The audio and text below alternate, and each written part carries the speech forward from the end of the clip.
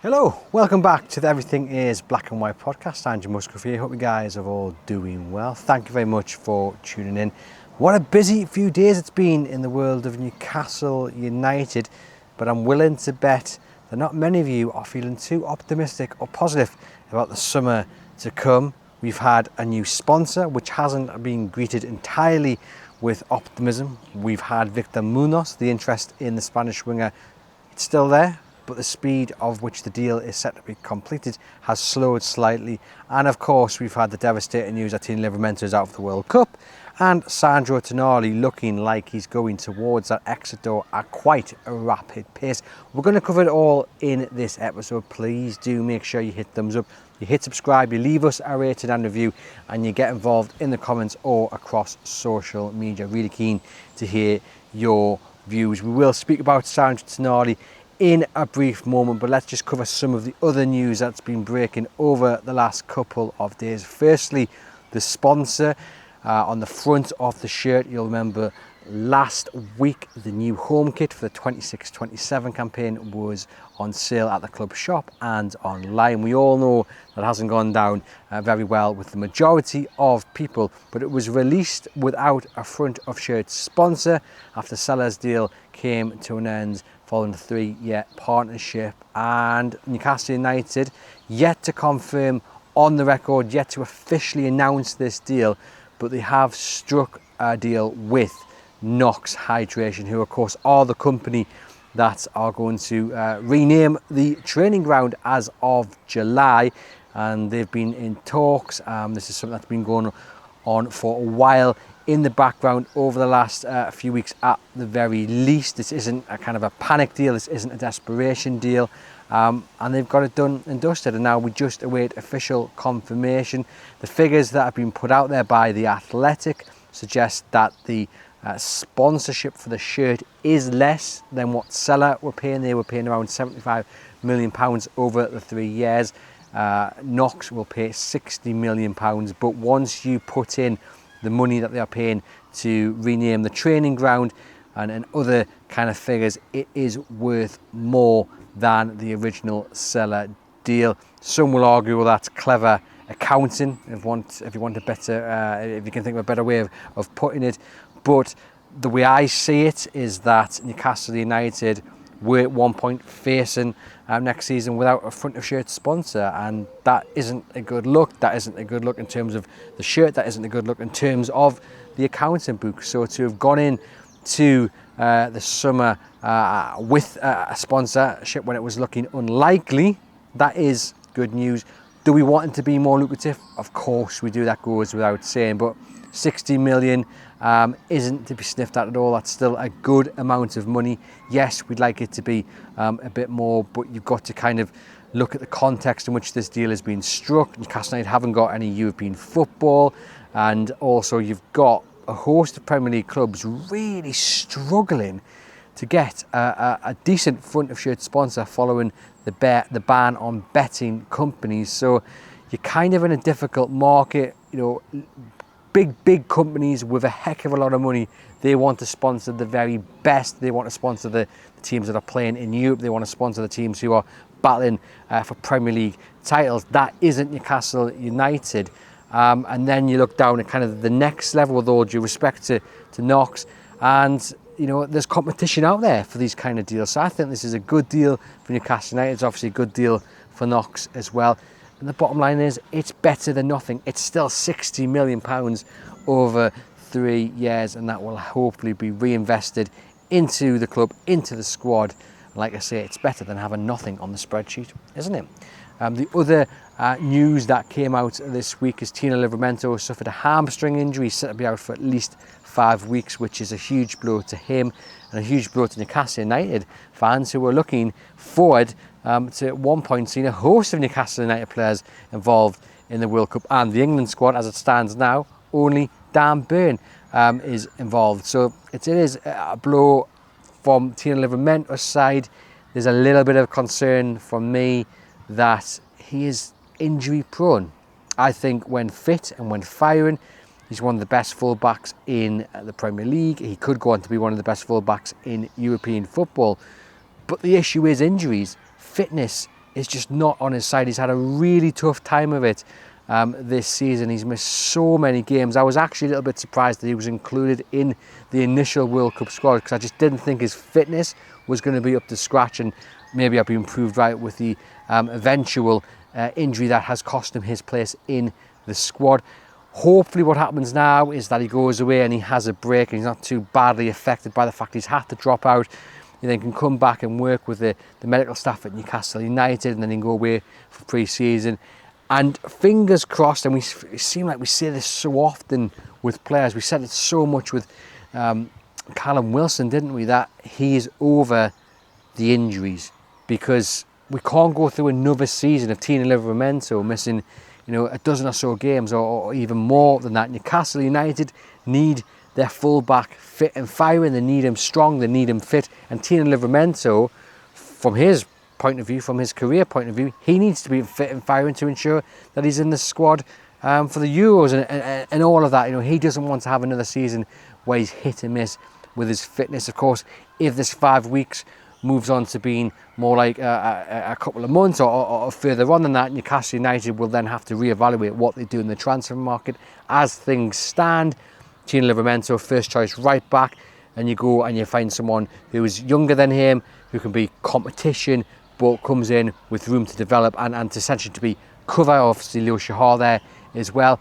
But if this injury goes on to be more than it currently is said to be, or indeed if there's any doubt over Tino Livramento's fitness going into the new season, then you could have Newcastle United looking to spend big, because they just don't believe Tino Livramento is going to be fit enough to get through a full campaign. Of course, there was plenty of talk about Tino Livramento maybe heading to Arsenal, to Manchester City, but a little bit like Sven Botman, you feel like these injuries could work in Newcastle United's favour. Now that is a huge risk and that's a huge gamble, but there was a reason that Sven Botman signed that new deal, and there wasn't really any big clubs sniffing around him, trying to tempt them away, you know, on a free, or in a position where Newcastle United would have had to sell for whatever they could have got, because they were well aware Sven Botman wasn't going to sign a new deal. Here with Tino Livramento, he needs a new contract on the table.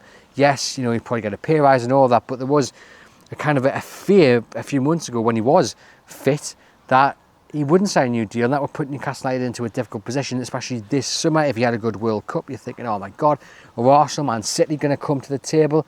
But now he's not in the World Cup. Now he has further fitness issues. It could lead to Tino Livramento with no other option but to sign an extended deal, because there's no other suitors out there, and he knows he needs a consistent run of football to showcase why he's good enough to play for Man City, why he's good enough to play for Arsenal.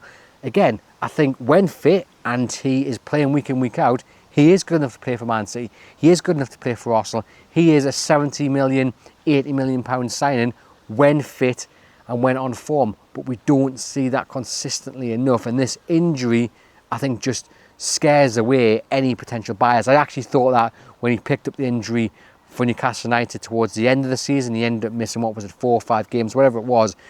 When that happened, I was like, I don't think anyone's going to come in and buy him at all, because why would you take the risk? Why would you pay a massive fee for someone you can't guarantee is going to be fit? This injury picked up at the World Cup, and even though it might only be 5 weeks, I think definitely shuts off any chance of him leaving this summer. I do not think Man City, Arsenal, Liverpool, Manchester United, any of those clubs that have been linked will come to the table for Tino Livramento with a bid that matches Newcastle's price tag, and that's the point. They may still like him, they may still think he's good enough, but are they going to pay £70 million for a man who missed, again, I don't know how many games it was off the top of my head, but it was a heck of a lot of games last season, and he's picked up another injury? The answer to that is, I can say quite confidently, no. So this is a kind of prediction that might come back to bite me on the behind, but I think Tino Livramento will be at Newcastle United for at least the next season. If you'd asked me that a few months ago, I'm not sure I would have said it with there is so much confidence, but I do believe that now, simply because of these injuries.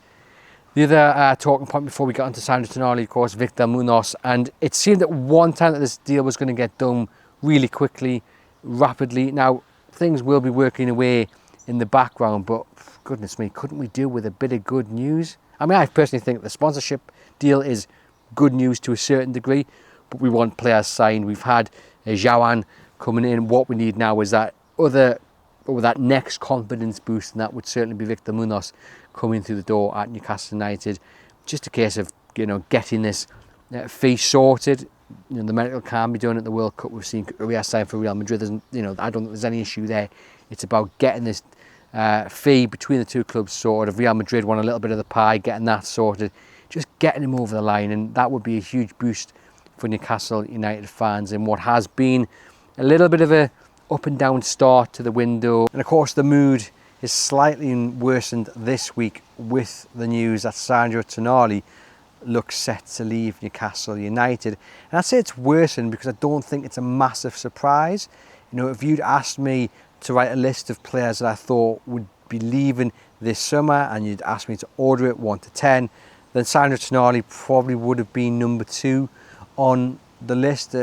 Anthony Gordon would have been number 1. Maybe, as I've said there previously, Tino Livramento maybe would have sneaked into number 2, and Tonali moved down a level. But I don't think there's any surprise about Tonali leaving Newcastle United, if indeed he does go, because he's looked like one of those players destined for an early exit. So I'm not too concerned at that. Spurs is the interesting element to this story, and there's plenty of questions to be asked about Tottenham Hotspur and Sandro Tonali. I think one of the first things we say is that the interest is legitimate. De Zerbi wants Tonali at Tottenham. He wants to build a side around Sandro Tonali. There is a link there between him and Tonali, both Italian, and Tonali coming through Brescia, and that is the town where De Zerbi was born. So you could understand Sandro Tonali wanting to play for a manager who he has that link with. Then you look at the attraction to London for someone like Sandro Tonali, who I don't feel has ever really settled at Newcastle United. When he first moved from AC Milan, he didn't look like a player who really wanted to be here. Then of course you had that betting ban. He's never looked like a player who's really embraced what it takes to be a hero or a legend here at Newcastle United. He's certainly not someone with the personality of Bruno, who every single day you can see just embraces Tyneside, embraces the fan base. And that's not to say Sandro Tonali, doesn't enjoy it here at Newcastle United or looks at the fan base and the passion with disdain. I just feel like he would probably be better suited to a London club where you can walk down the street without getting someone asking for a photograph or an autograph, where you can kind of just blend into the background. That doesn't happen here at Newcastle United, and it takes a very special character to embrace that and use that as fuel. So you can see maybe why a move to London will be attractive for Sandro Tonali. Easier links to going back home. Of course, we do have a great airport here, and you can get to Italy relatively easy. But there is something about London which I do think will be attractive to Sandro Tonali. And of course, there's then the wages. Strongly believe that he would be on more money at Tottenham Hotspur, which makes an absolute mockery of the financial rules, really, doesn't it? The owners at Tottenham have reacted really quickly to what happened last season, surviving relegation on the last day of the season. They don't want to have that again play out. They don't want to have a third season where things are looking a little bit dicey when it comes to their Premier League status. So they've moved really quickly. Speaking to people in the know Tottenham, they say that the owners are going to throw money at it to ensure a much better season. I guess their ambitions will be European qualification, and the signings that they've made so far show that. With Van Heck coming in from Brighton, yet to be confirmed, but a deal has been agreed there, and Senesi as well from Bournemouth, which I think on a free transfer is an absolutely tremendous buy. I would have loved him at Newcastle United. I think he's been brilliant down on the south coast, and of course there would have been big wages and probably a big sign-on fee. But he, I think, will be an absolutely fantastic signing for Tottenham Hotspur. You then throw in Sandro Tonali, if that deal gets done, and all of a sudden you're thinking, that's not been a bad start at the window, a massive outlay. So kind of a spend where there is no room for error. Like, if you spend that amount of money, then it has to go well. We found out last season Newcastle spending similar amounts of money, and it did not go very well at all, given where they finished last campaign. But a lot of people saying, well, Spurs have seen the problems and they've acted quickly. Newcastle United haven't moved at the same pace, but it goes back to the cost squad ratio rules, PSR, all of that. Spurs have kind of got that room to manoeuvre right now. Newcastle United haven't. They can't spend big again this summer in terms of the amount they spent last summer, and that is the issue. At Newcastle United, they'd love to go out and spend a similar amount of money to what they did last season, while also keeping hold of their big name stars, but they just can't do that at all. And the sale of Sandro Tonali will allow Newcastle United to spend more, to spend bigger, but you are losing a top player. And I kind of created a little bit of controversy on social media last night when I said that for me, Sandro Tonali is the best midfielder I've seen in my time supporting Newcastle United. And I stand by that. I really honestly do. I love Bruno. I think he's a great operator. He's a fantastic captain. He's got that passion. He scores goals, creates chances.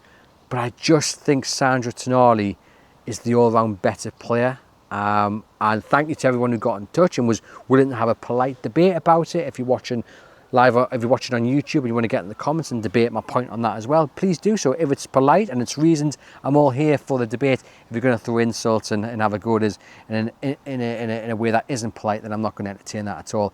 I genuinely do think Sandro Tonali is the best midfielder I've seen, and obviously there's been Rob Lee, but he was kind of coming down the hill of his peak years in terms of my memories. You had Gary Speed, who I just absolutely loved and adored, and I think Sandro Tonali's got a bit about him.